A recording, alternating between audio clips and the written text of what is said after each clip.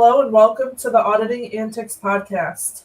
So today, Michele and I are going to have a more casual discussion, I guess we'll say, about what it's like being in really any professional position and trying to figure out, what you want to really achieve in your goals in your professional life, how that applies to your personal life. And at the end of the day, I think a lot of people could say, most, that, it's a struggle to have that work-life balance.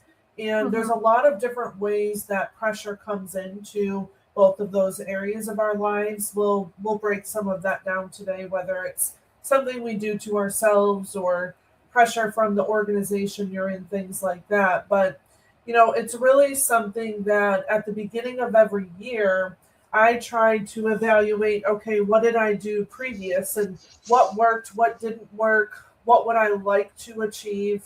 And, just trying to figure out, okay, what can I do to make this better and, make the best of the time that we have. And maybe it's something with aging where if that comes up and, you're like, oh crap, I've only got so much time. But, it's very important. And I feel like a lot of people don't talk about it because we tend to focus more on the hustle and not necessarily, okay, what are you doing to take care of yourself?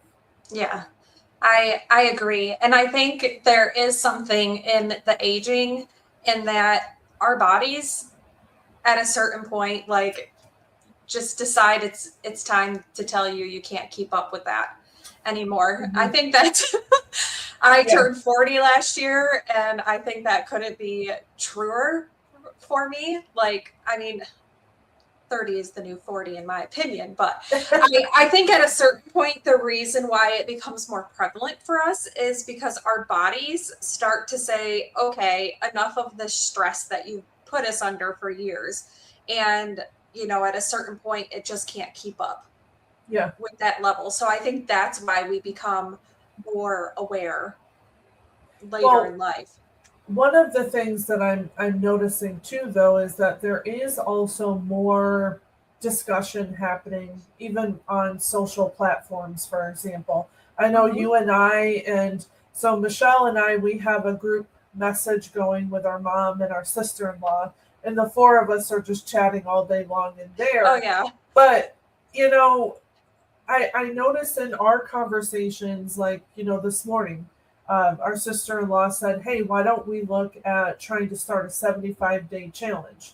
So we're talking about, okay, what would that look like for us? It doesn't have to be the same for everybody. No.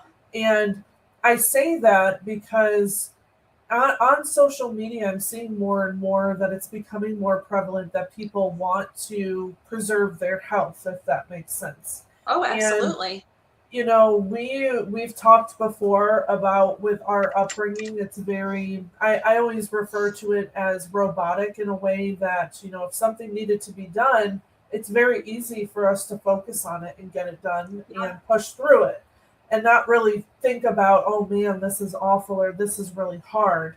I've had a lot of times where I look back on it after the fact and say, how the heck did I do that? Even thinking about the craziness of deciding to go back to school after both of the girls that I had. It's like, why did I decide with babies? Like, oh yeah, let's work full time and go to school full time. This is a good idea. So, there's a lot of things like that come up that we see in hindsight. But then, like you said, age may make that easier. But I think it's more of a discussion these days about trying to be mindful and intentional with our time, which looks a lot different than it used to. It does. It does. And how we value our time and what we place value in. I think back to when you were doing all of that, and you did have the unique benefit of a really strong support system, because I lived a mile this way, mom and dad lived a mile that way, and we already were overly involved. Yeah. I can remember like going to the vet with you and being more able to answer the questions than you could. You know what I mean? Yeah. Like we were very involved. And but still, like, even that, and as you were trying to get into this career in coding and then advancing that, just being like, I don't know how she does this. Like, I still, even though there are certain things I've done where I've worked second jobs and things like that, trying to like turn where I wanted my career to go and things like that, never being able to keep up with the level that you did. And just like, but I didn't even have the desire to do that. That's like, the thing. You got to have the drive, or else it's not going to happen anyways. It's not there, and it doesn't make me or anybody else less of a good worker and things. It's just I had different priorities and different things going on that made my capacity different than yours. And I still was like, I don't know how she does this, because I don't know how I did it. About a fourth of what she was doing, and I'm dying. So yeah, it was a lot, but there was the drive there, and like you said, it doesn't have to look the same for everybody. No. And, that's something that I think is really important, because you and I have had conversations about how you enjoy the auditing side of this industry. You don't have a desire to come out here, be a consultant, things like that. You love the audit work, you love digging in, and we don't have to have the same career goals. And I remember years ago too, kind of coming to a point in conversations with you about where I think you almost felt like that was almost an expectation. Yeah. And it's like, can I do it? Yes.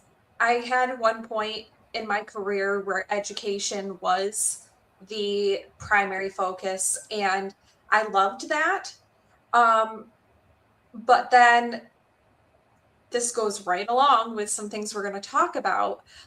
The leadership where I was ruined that for me. And I think it's taken years to get that confidence that was lost back, because I clearly was not the problem there. But I have just found that I am happy behind the scenes, and there's a certain amount of stress and, I'm going to say, negativity that I allow into my life. I try to guard that for myself very, very specifically. Like that, for me, like, peace is here. And time. We've talked about peace and time is up here. Yes. Work is like down here. So which doesn't impact your, I want to point out, it doesn't impact your ability to perform. You're great at what it is that you do. It doesn't. But you're placing priorities on that peace factor. And I think great. Because I have those priorities in place, it allows me to be productive and do my best work, because I don't have that other noise in my life, that other stress of managing a client's expectation and dealing with this provider who doesn't like the audit results, or they don't want to be told. I'm sure there are way more good interactions. I know there are way more good interactions than there are negative, but I just don't have a place in my life for those negative people and interactions. And so I choose to remove myself from that component for that reason, because you don't want to be. What's the point? On the other side of the camera, because I'm just going to say, okay, well, today we're not going to get anything accomplished. Have a nice day. And you're not going to get my time in that manner. So, we are an example of how you can be successful and still protect your peace and hold fast to your boundaries. Yeah. Well, and let's talk some more about, the pressure. So, We've also talked in the past, both of us, about our personalities and, our own anxiety disorders and the pressure we put on ourselves. Oh, absolutely. And, just as much as we talk about, the drive that I had all of those years ago to really push through very difficult things to accomplish what I wanted to accomplish. It's one of those things where I also was putting at the time a lot of undue pressure on myself. So, Absolutely. it would get to the point sometimes where, for example, I would be like, oh man, this client may not be happy with me. I said I was going to get this to them on Friday afternoon and it's coming to them Monday morning. And I'm just like, it's Monday morning. Why am I late? And, then it's like, oh, wait, you could send them a quick email on Friday and say, hey, I've almost got it done. I just need to finish some stuff up on Monday. And guess what? It takes care of your own, running thoughts that are just ridiculous most of the time. And open communication helps a ton on projects. It does. So I've always struggled with that, where I'm thinking of what others are expecting, even if it's not something that's been discussed or what they're thinking of. Yeah. My mind just goes crazy on its own like that. So I've had to learn to kind of work with myself, if that makes sense, and figure out what I need to do to get that peace in my mind. But then also, obviously it's going to help with the client relationship, but there's been a lot of times where that pressure has been very heavy and it really wasn't necessary. Yeah. Yeah. I mean, I will say I am very fortunate to work for a company that they don't micromanage. They don't breathe down your neck. They allow you autonomy in your work. Obviously, there's certain formats that we have to stick to, but they respect my work. Sometimes we disagree. We have conversations, and ultimately the senior makes the decision they have to make, but it doesn't impact that trust that they have in my work, for example.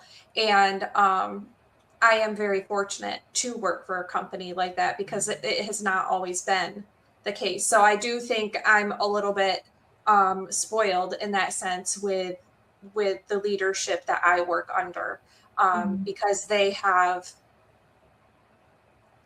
want the peace just as much as we do. But I feel like we have a very nice, I've been working with these people for a very long time too. But it's not about that, needing to micromanage your time. It's just here's the work you need to get done, and this is the expectation, and you just get the work done. And that's that. There's nothing more, nothing less. And I really appreciate that, because who's got time for that other nonsense? Who's got time to make sure that, oh my gosh, my Teams bubble went yellow. Yeah. Oh my goodness. Can you move? How can I figure out how to move my mouse? I feel like that stupid Teams just has created this unrealistic level of micromanaging of a person's time. We are human beings. The world tells us drink more water. As a result, I'm going to have to go to the bathroom probably 10 times a day. I feel like I should be able to do that without worrying about my Teams bubble going yellow. I'm sure there are a lot of people out there who, I know Mom, she's awful worried about it. Obviously, there are people who track productivity, and there's a need to track productivity, but take a step back and think about how you're projecting that onto people who don't have productivity issues and who don't need that level of oversight. Just because you have one bad person, I can remember a hospital that I worked for, there were people who were producing next to nothing. Their only job all day was to code in the work queues, and they were getting hardly anything done. But then you're over here nitpicking me on a word choice that a PowerPoint. that I've used. And it's I think you've got a bigger issue, because Jane over here is clearly doing whatever she wants all day long. And yeah, we're gonna bicker back and forth about semantics. But it's obviously there's a need to monitor productivity, but how are you using that information? And are you using things like teams and things like that to micromanage and take away some of that, because that can create this environment of where focus is being put on the wrong thing, not on the work that needs to be accomplished, but oh my goodness, how long did that say I was away for, or things like that. When it should be about, are people responsive to your requests? Are they getting work done? Not, oh my goodness, their bubble said they were away for 10 minutes. Right, exactly. And obviously there will always be, ways to balance that, because you can have people that misuse it and abuse the situation. 100%. But I've heard of companies, and I actually have a friend who went to work for one, and I remember thinking, oh man, I've seen that company's name in some of these forums. I don't remember the company's name, so don't ask me. But the thing that I remember about them is that people were saying in different forums or Facebook groups, things like that the company was tracking, like you're talking about, Michelle, and they would literally be questioned about the minutes away from a desk that the mouse isn't moving. And it got to the point where my friend felt like she couldn't even get up and go to the bathroom, or she would have to explain, or things like this. And it's just, it's extremely poor management, and people do it because, if you think about the industry, we've got different types of organizations people work with. We have the side of the industry where you're working for the practice or for the hospital. But then now we also have a lot of these consulting companies, staffing companies, and a lot of people are pushing towards working for consulting and staffing because you get more, I want to say flexibility, but not as they're micromanaging you. But you tend to get some more flexibility with work from home, things like that. So one of the things that I found is when these companies want to scale and, they bid and they get these massive projects and they have all this stuff and they're like, well, crap, how do I manage these people? They want to treat everybody like sheep. They want you to act exactly the same, have the same need, stick to everything in a certain way. And it's a horrible style of management. But there are companies that do it because they want the profit to go to the top. They don't want to put proper layers in place to have leadership and supervision and, really working with the team. And, that's one reason we find too that a lot of people that start in this industry struggle, because they'll get caught up in those types of positions and then they feel stuck because they don't have a lot of experience or things like that. So it's really important to think about, because you have to really place that into your career goals. So when we were talking about, when I was out there really hustling, focusing on education, growing in leadership, management, all of that, that drive kept me in it regardless of, the stress from a time perspective. Now, there's people where, if your job is making you feel sick and you hate that job, you need to question, maybe you went through and you did classes for coding, you passed your certification. Think about it though, you get to make a choice. And that's one thing that I don't think everybody realizes, but also I have seen a change even over the years of my career, because back in the day, it was more so that model where you'd finish your education, you'd get your certification, you go work for a local practice or hospital, and then you stay there until you retire. Well, newsflash, in case people don't know, companies don't tend to be loyal to their employees. It's a transaction between two different people. You're there for something to get something, and the company you're working for is looking to get something from you. They're not your friends, they're not your family. You may enjoy the people that you're with, which is awesome. I love it when you have that particular atmosphere. But this is a transaction. This is not something where you have to feel guilt or, No. you say, for example, to yourself that, well, they did this for me, so I feel like I have to stay here. Or, so and so invites me to all of their get togethers and their parties. Why do I want to leave that to go make more money? And, it's also not always about the money, but this is where the conversation comes in that you have to decide for yourself what your priorities are. Yeah. And it's going to look different for everybody. I can't sit here and tell you what I did and say, oh, you do the same, just like we talked about. Yeah.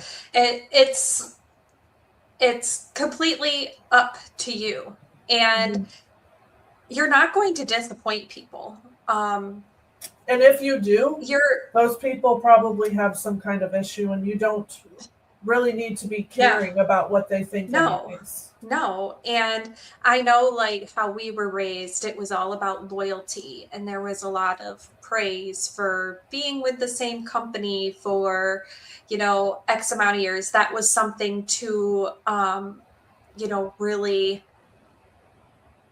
be proud of, that you had built this career. The tenure. But yeah, I feel like that kind of environment has completely changed. But let's like you pause said, there 1 second really quick though. Let's think about the difference where the companies no longer do what they did in the past. Oh, absolutely. Think about our grandfather. Absolutely. He was in IBM, had a great career there, retired at a nice age, really good retirement package, all of that. And then you and I get into there. I remember working for a hospital, and they're like, congratulations, you have a 25-cent raise this year. Yeah. And then, or I kid you not, there were years where we got no raise. Yeah. And they told us that we should celebrate the organization because they have great physicians, and they just built a beautiful new building that we get to see their logo when we go on this one road on the highway. And it's like, no. Yeah, no. I'm not feeling the loyalty on both sides. So yeah, you don't, when Michele and I are talking about that, I want that to be clear that it's changed in the industry, and not just in healthcare. It's changed everywhere because the companies aren't doing what they used to do either. They're not there with great, packages for retirement. They may throw you some money into a retirement account, but they don't even really they're do not that there. Yeah. You're lucky if you get that. Insurance benefits aren't great most of the time. Vacation, questionable. So you have to decide for yourself what you want out of this life and then work towards that. And sometimes it's not going to be 100% of your wish list, right? Yeah, but, absolutely. We've got to make sure that we are keeping that in the forefront instead of putting the company itself on the pedestal and saying, I'm going to sacrifice everything for them. No, back and forth transaction, which it can be very good. It doesn't have to be a negative thing. And I'm not saying this from a selfish place. It's just the reality of what it is. It is. And you have to make the moves that make more sense for yourself.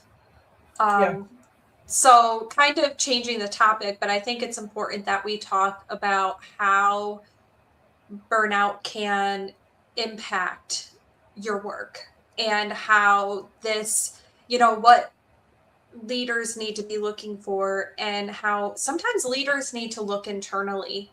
And just because you've allowed a certain level of expectation and things to be placed upon yourself, you cannot expect that of everybody else. So first of all, I just want to be clear, if you are experiencing burnout or increased stress and it's impacting your work, don't translate that to laziness. This is a system level issue. This is not a you level issue. When we're looking at burnout, there's usually factors other than your quality of work that you are able to bring to the table. It's not about you, but I think often when burnout is happening,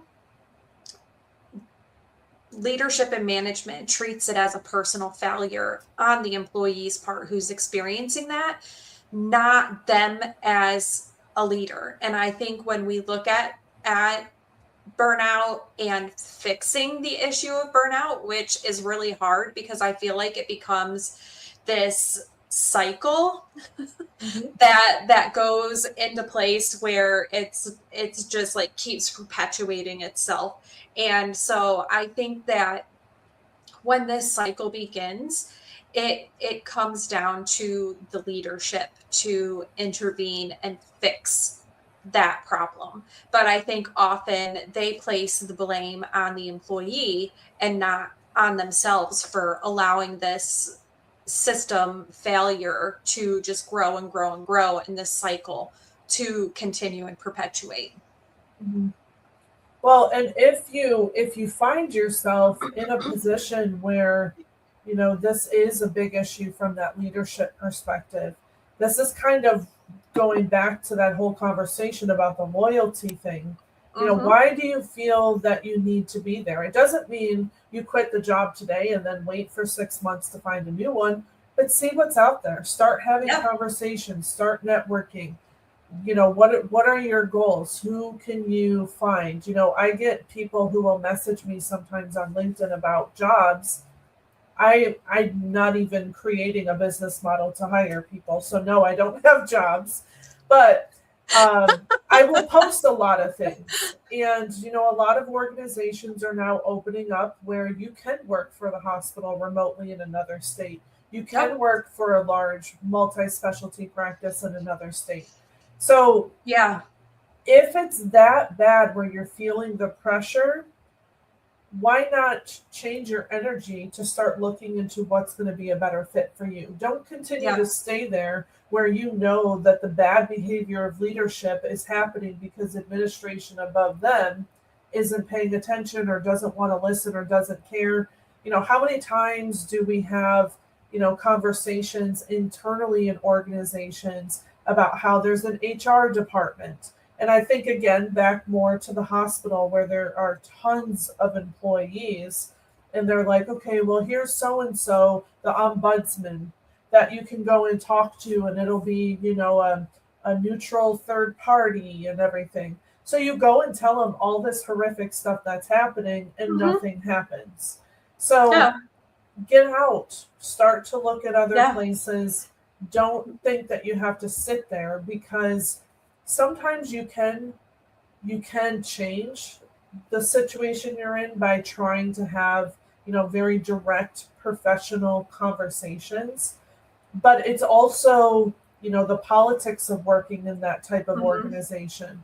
And, sometimes people are in a leadership position because they were friends with someone else, or there's 10 leaders when there only needs to be 2. And there's a lot of issues that you can't control. No. So we have to pay attention.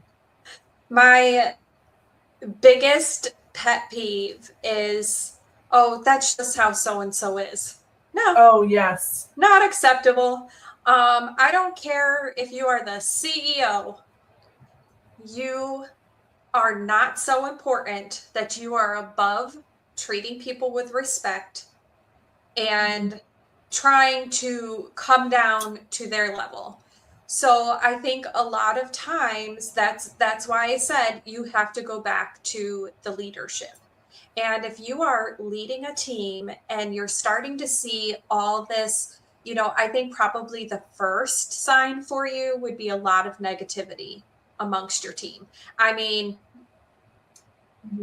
it's kind of obvious when that starts. And once that negativity starts creeping in, and then you start seeing those things branch out socially more so than being focused on work, I think that's when you need to take a look at yourself and how you're leading the team and what can you do differently. Maybe you need to shift around workflow and make a change to what the department is doing as a whole, and do things like that to try to reduce that burnout or that system that is causing the negativity. Because once you go down that road, you can't reel that back in. They will nitpick everything. And I know this from the standpoint of being in banking.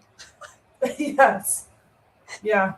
What a disaster. You know, they just wanted things. Sometimes people do just want things to complain about. And I think there are some people who just want to cause the drama.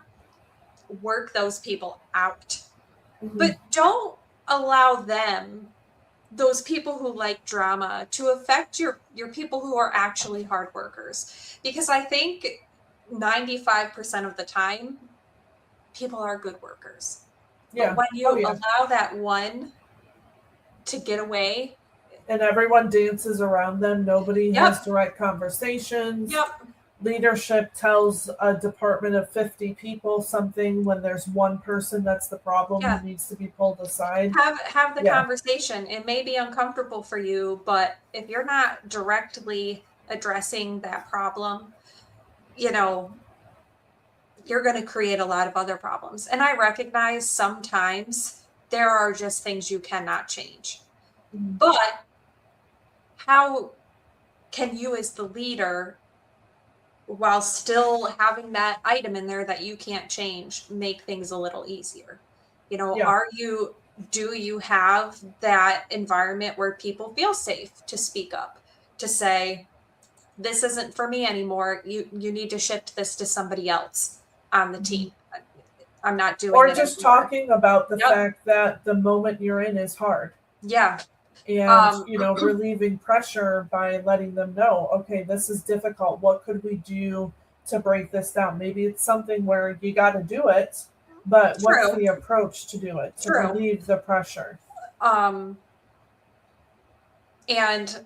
you know, you have to be in tune to that. You can't just become so wrapped up in, oh, got to look at these numbers. We have this monthly goal. End of month is approaching. We've got to do this, this, and this, and this. Yes, but you're not going to reach any of those goals. You're not going to have anything good to report if your team's not producing. If they're so burned out that they have reached the point of, who cares? Errors are coming about because their focus is on something other than their work.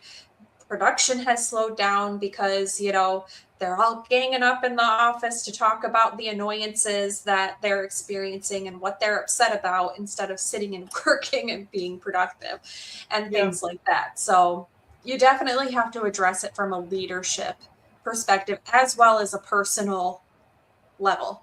Like let's go to the personal level and let's talk about, so we talked about the fact we can't control certain things. Let's talk about what we can control. So, you know, why don't you start here, Michele, over the years, what you've experienced as far as actions you've taken to, you know, being mindful of trying to get balance, trying to make sure, like you said, that you are prioritizing your peace, your time. Yeah, so I think the first thing I started to do when it really, really got bad, I was in a different situation and I was kind of stuck for a little while. It wasn't an option because of personal, like we needed the health insurance that hospital had for our situation was imperative until a certain point. A certain thing took place. And so I started speaking up and calling out some of these things in leadership or anticipating some of the things that they were going to be saying to me and coming prepared with responses and trying to combat that negativity with proof of my work. So this is when that negativity and burnout is being brought on from leadership. So the micromanaging, nothing you do will ever make them happy. You just kind of have to, I knew that my only ultimate solution to that was leaving, but I literally was stuck there for the time being. And you better believe the first opportunity I had when I was no longer in that particular situation, I was out. And so I kind of had to, one, which you helped me with this, Stephanie, recognize that I was not the problem. I know that I spent a long time believing that I was the problem. And the first thing I had to do was recognize I was not the problem. But then I also had to look at what are my responsibilities and what are my job. I had to fulfill those, but I also had to put boundaries in place. So I had to voice my struggles. So what were my stresses? And I had to request that certain things be taken off my plate, like something as simple as trying to schedule meetings with providers. Sometimes it's impossible. I can't spend my whole day chasing somebody around trying to get on their schedule to talk to them. Like, I would get nothing else done. And then I would be asked, why is this work queue? Why is this like this? Why is this person's training not done? Things like that. So first I had to look at what was causing stress and see how I could move that to different areas. And then I also had to identify things I couldn't change. And that was how leadership treated people. And I had to come prepared so that I could walk away from these interactions feeling good about them, not worrying about what they were going to say or do to me, and try to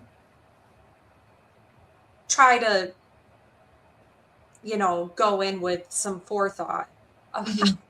Not be blindsided. Yeah. Yeah. Don't be blindsided. And I think speaking up in my instance started to cause more issues because they didn't like that I was speaking up and saying, no, that doesn't work for me. No, that's not true. You are making an issue out of something that does not need to be an issue. No. Yeah. Show me where I did the job. I did a bad job. Show me where I can improve. Don't sit here literally and nitpick over a word choice. Because if my job is coming down to Googling synonyms to words you did not like, that is not a failure on my part. Well, and I had a very different situation because I had more personal pressure. So for me, over the years, even when it was tough, I've always loved what I do, and I've loved where I've worked. I've loved the people that I work with, even when there's been things that are difficult. I've never had situations where I had that kind of pressure or scrutiny from an employer. So it's more so been me, if I had no boundaries in place, just going, 100 miles per hour and just continuing to chip away at things. And some of that did contribute to the growth that I've had over the years and what I've been able to accomplish. But at the same time, in hindsight, that still could have been done within structured time or boundaries. It didn't have to be that way. And so uncontrolled. Yes. Yeah. Well, and, for example, so Pam Vanderbilt, she's a friend of mine. She works in this industry as well. She has a billing company, and she was a consultant with me at Doctors Management in the past. And we were talking yesterday about a lot of this because she's had a renewed interest, and she's really been going after things that she personally is interested in now. And she's really seeking out health and nutrition and, getting education in those areas, which that's in itself a good example of what we're talking about.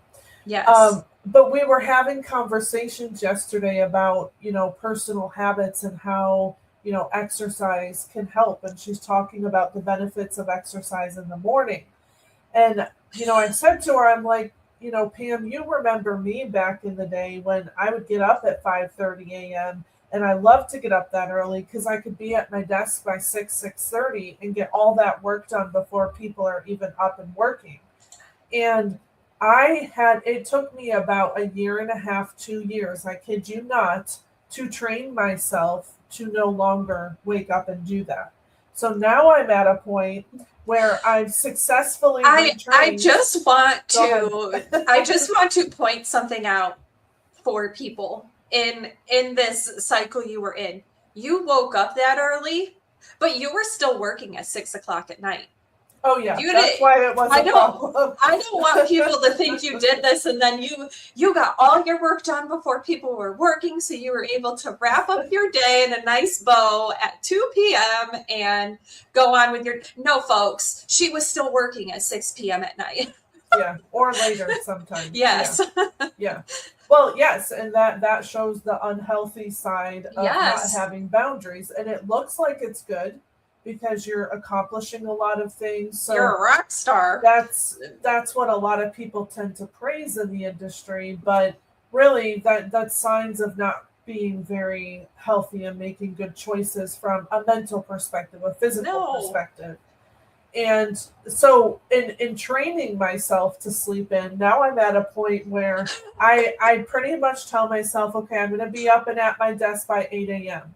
But I've gotten to the point now where I don't like to do anything before I go and do the 8 a.m. thing. So one of my goals now towards, being healthier with things is, okay, can I get up and read some of the book that I'm enjoying right now? Or can I get up? We talked today about doing the 75-day challenge. Can I get up and do a quick workout? Things like that.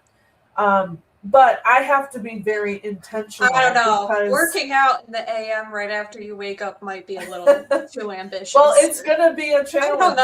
I don't understand these people. I'm not a morning person. That's true. Not everybody. Yeah. I feel like I'm kind of changing there because I've always been a morning person. I feel like I have more energy, more focus.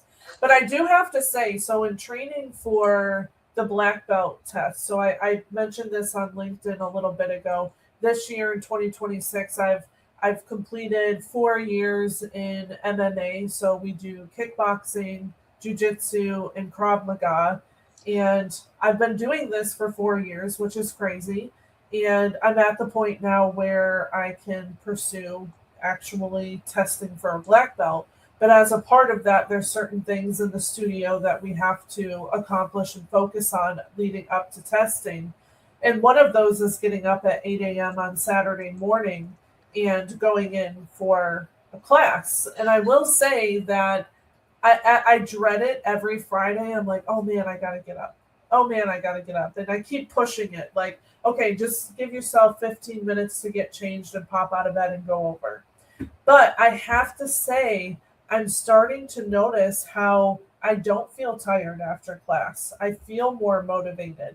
And Saturdays, a lot of times I would like to get up, slowly have my coffee, do those things I wish I was doing during the week. And, recently I'm just like, why do I have to save that for the weekend? Why does that have to be my routine just when I'm not working? I can put that in, but balancing sleep and everything. But, just an example of how, again, everybody's going to be different, but what is it that, you need? And Michele, I think what you were saying in our group chat this morning is a really good example too, because you were like, okay, my focus is going to be these two things because I 100% don't do them right now. Yeah. Well, I think too, like one thing that, for me, particularly, I'm on this new journey of Hashimoto's, for example, and learning, what do good times with that feel like and what do bad times with that feel like. And like last week, for example, I was telling you, I'm experiencing my first flare. And since, working to get things under control and feeling really good finally. Last week was like my life turned upside down, and things like that can also affect productivity and performance. And I'm not somebody who likes to talk to people about like, so I have a chronic illness. Like it doesn't, I don't know, it doesn't need to be my personality, although you probably think I talk about it too much because I'm learning new things every day about it and how to live with it. But like, so last week, it probably would have been good to communicate to, you know, like Scott, for example, you know, I'm having this flare and, you know, it might sound weird, but I'm doing the best I can this week. You know, I'm trying to keep up with things, but like my body is just literally revolting against me, and all it can seem to do is go take a nap. So for me, last week looked like taking naps in the afternoon, which is very uncommon for me and things. But you have to, and I understand that that is not possible for everybody, but don't be scared to communicate with your employer that you're dealing with this, and this is what's hard for me right now from a physical perspective, because I think people will be more receptive to knowing why something's going on. Like you don't have to go broadcast it to everybody, but just that here you are on a podcast. Hopefully somebody can take away from that, you know. No, like I know. I didn't say anything last week, but I'm just trying to hold on, you know, and you know, but maybe that would be helpful to somebody to know it's okay to say. Some people don't like to talk about anything personal and at work and things like that. Because it can be viewed as a weakness. It can be viewed as you not being able to be a team player, when really a lot of these things are temporary. So, you know, there are things that maybe if you could be given a little bit of grace for this short period of time, it will allow you to do what you need to do for your body. And a lot of times I think that we don't think of it from that. We take on the mental load of trying to 100% always meet somebody's expectation, when we just aren't able to do that 100% of the time. And with this, you know, 75 hard challenge, I think is what it's called, is what Amanda was talking about. My body wouldn't do it. Like it just would not. Like I'm in a different place health-wise than you. I'm in a different, you know, you're in a different place health-wise than Amanda. Like you're not on a journey to become a ninja? No, Stephanie, I can barely walk down the sidewalk and remain upright. Last week, did we not talk about me attempting to get off the curb? Like, no, ninja is not in my future. You can just protect me when I'm with you. I always laugh, and when I say that, and when I talk about me doing these classes, I always just laugh because, it sounds cool, but you know, I do it to my ability level. It's not like I'm out there like this powerhouse, amazing athlete. You're not. I always joke and think of roundhouse kicks. Chris Farley in the Beverly Hills Ninja. Just picture that. Are you the Knoxville, Tennessee Ninja? Yes. Exactly. But it's okay to do things to your ability, and it's okay to recognize, you know, I'm so proud of Stephanie for going and getting her black belt. But if I'm over here trying to obtain my own black belt, probably not going to be the same as Stephanie. I can't even sleep without my neck giving me issues. So for me, I have to focus on different things. I have to move my body in a different way than what Stephanie does. And I have to, you know, so it's okay to recognize differences. It's okay, you know, that maybe you and Amanda can do 75 hard and come away from that feeling amazing. And it's okay for me to recognize that's probably not the result that I would walk away from with 75 hard. And I I think that's something recently I'm coming to the realization of, in that just because other people can do those things, it's okay that right now I can't. And it doesn't make or me maybe any you less don't want healthy. to, like Yeah. hiking. No. I hate It's hiking. a hard no for her. Michele, but I will travel. go walk. I will go walk, like last weekend, 17 miles in 2 days at Disney. Had a blast. Yeah. But don't You ask will me to travel go on a hike. here to Knoxville purposefully in shoes that would not go well on a Yes. hike. She just, yeah, she makes sure that it's not possible. You are so right.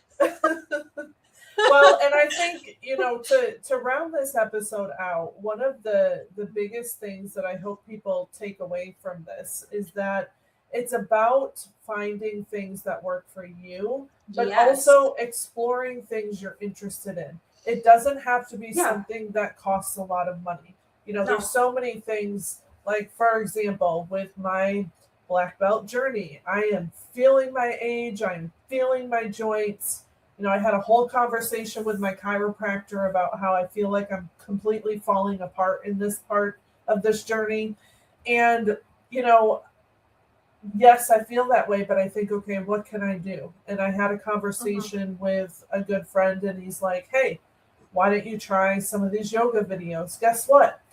Those are on YouTube. I don't need to go to a local yoga studio and get a membership. I can go on YouTube and look up videos. I can use my body weight to train. I don't have to have all of the equipment. Everybody has places you can go out and walk wherever it is that you live. You don't need to be near the national park to go hiking, which that kills me sometimes anyways. But think about what it is that you have some interest in. Yeah. And, what brings you that. joy. Yeah.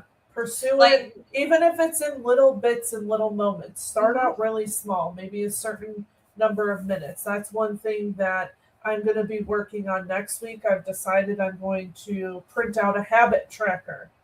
And why not start tomorrow? Why next week? No, I got to prepare myself. I'm only picking on you. It's next week. It's Monday. Once my week starts, forget it. We got to just get to the end of it. But yeah, I'm going to try a habit tracker and do like I said, with reading. I really want to focus more on reading in the morning. So 10 minutes, just start small. Don't start saying, oh, I'm going to do a half hour, because that's not really setting yourself up to achieve something. Like for me,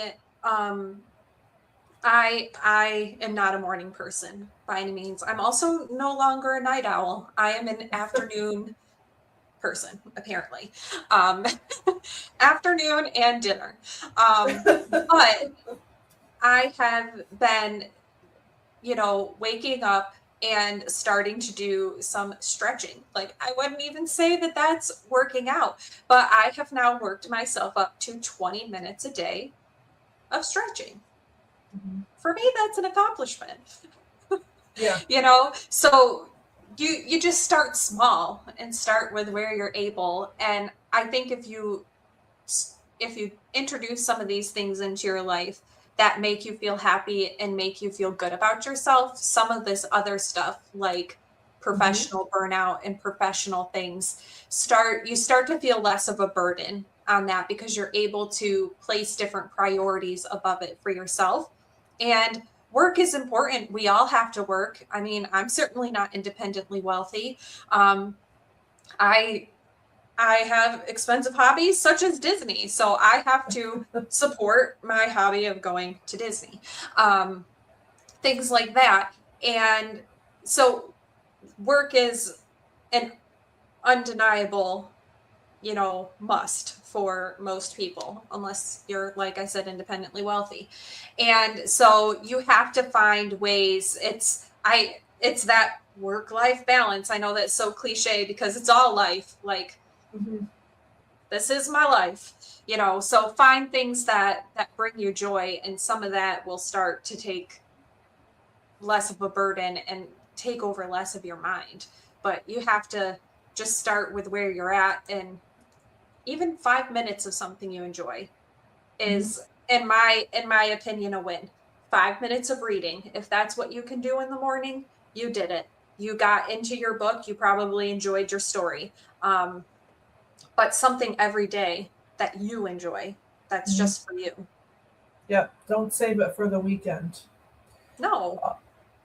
All right. So we will go ahead and end it there today. I know this was a little bit longer. We have conversations before and say, oh, let's try to keep it to 30 minutes. But you know what? Sometimes we just get talking, and it is what it is. And I think it's important, the things that, that we're talking about. People need to hear it. I know a lot of people tend to feel alone because they are struggling with things like this. And I hope that this really, helps people out there that are listening and gives you ideas, even if you're alone on your own island. But don't be afraid to talk about it. I think one of the biggest things that you said, Michele, that I remember helping you during that struggle period was having external input. You can't sit there. I will beat myself up in my own mind. I know that. So when certain things are happening and I know that it's going to be hard for me to process, or, you get that feeling in your gut and you don't like the outcome of it or what you're about to go through, you've got to talk to somebody else, because you've got to pull yourself out of your own And didn't we just do that for you yesterday on our group text with a personal issue? You were like, I'm just going to make it go away by doing this. And we're like, no, that's not how you handle that at all. And we were able to totally get you out of that. I just need to go away. And allow you to see that in a different light, to alleviate some of the stress and some of the worry that you were having associated with that problem. So definitely find the people who, regardless, are going to do that for you, even if it's something you don't want to hear. And find the people who have zero judgment. I'm very lucky that comes right from my family. You know what I mean? You guys are my best friends. I will also say my 7-year-old niece is my best friend, and she is the most judging person of all. But we love her anyways. And, find those people and be you without concern of other people's expectations. I think sometimes we're like, I really like this, but somebody's going to think it's weird. Who cares? Who cares if it's not Instagram aesthetic or things like that? Be you. Yeah. There's always someone out there that can relate. And, if people don't want to meet you where you're at, or if people don't like that you like something, with you and Disney, people don't have to like Disney to appreciate the fact that you found something you like and you go all in. There's something to say about that. So don't think about what other people care about. Again, with aging, that's something we've learned, but that's also another reason I don't seek out a lot of relationships in my personal life, because I'm not here for any kind of judgment. I'm not here for negativity. I'm not here for mean girlfriend group type of behavior. No, let's just all enjoy our life as it is and move forward. Whatever that looks like. Yes.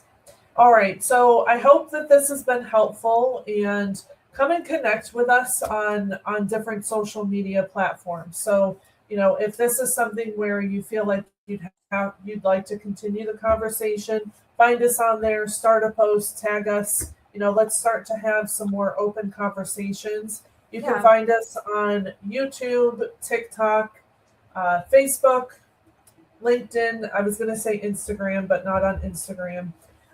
Largely on LinkedIn, though. So let us know what you think. And I hope that you can start some of your own challenges. And we'll see you back next week.